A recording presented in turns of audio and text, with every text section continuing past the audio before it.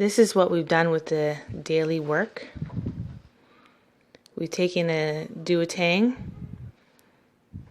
and added in paper protectors, and then added in some resources. This is the daily work for grade 1 and 2 students that you can find on my website. You can add in some other resources of your own, and you can use this over and over again every day. They can just fill in the dates, their spelling words for the week. You can give them new math problems, or they can look at things themselves, like check the time themselves and convert it.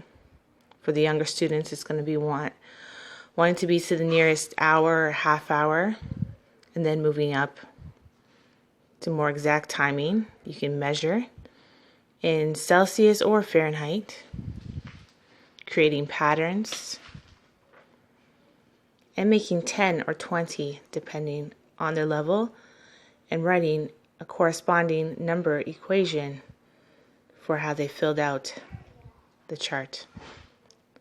Let's look at some examples.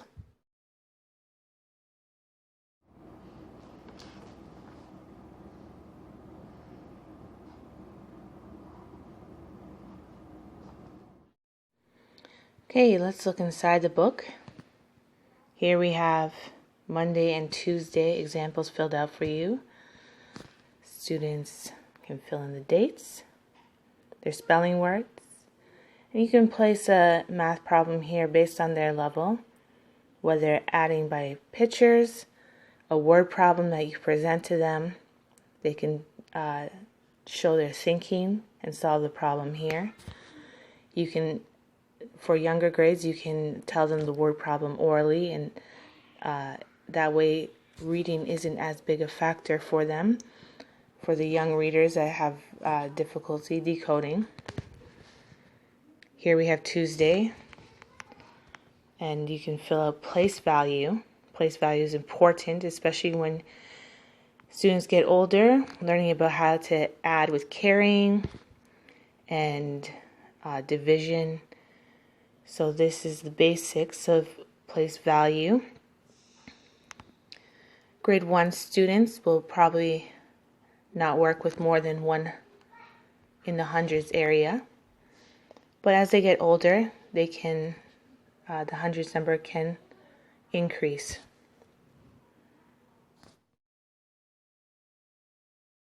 Here I have examples of Wednesday and Thursday filled out.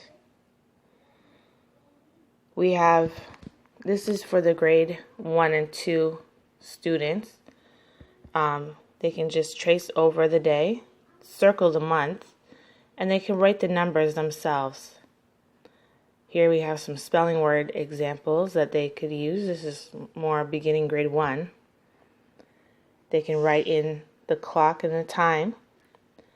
Based on their grade level, they can do it to the nearest hour, half hour, quarter hour, or for the grade 3 and 4 students, to the closest 5 minutes or minute intervals.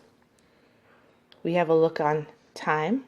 We have Fahrenheit and Celsius measurements here. So depending on if you are Canadian or European, you can use a Celsius, or American, you can teach in Fahrenheit. And it's good for our students to realize, regardless, that there are different types of measurement for temperature as well as other standard measurements, and depending on what field they go into, they might use different types.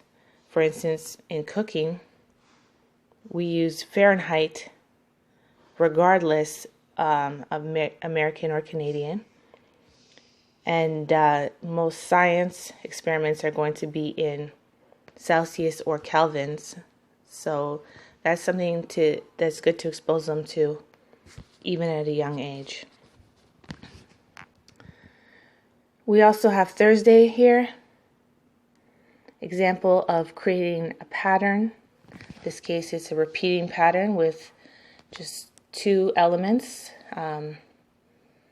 It's one shape and 2 colors, so that's one feature that changes in this repeating pattern. Blue, green, blue, green, blue, green. They can underline that it's a repeating pattern. The older students have number-based patterns that they can work on. So those are examples of Wednesday and Thursday done for you. Here's Friday's example. Depending on students' level, they can be making 10 maybe at the beginning of the year and graduating to making 20. They can use shapes or colors to differentiate and writing their equation at the bottom.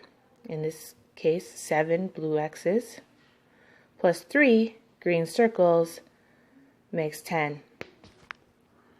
On the other page, I have an example of some spelling words for older grade 2 students maybe. I'll have these on my website shortly that you can download as well and just add it in for them to practice their spelling words easily by themselves. There you have it.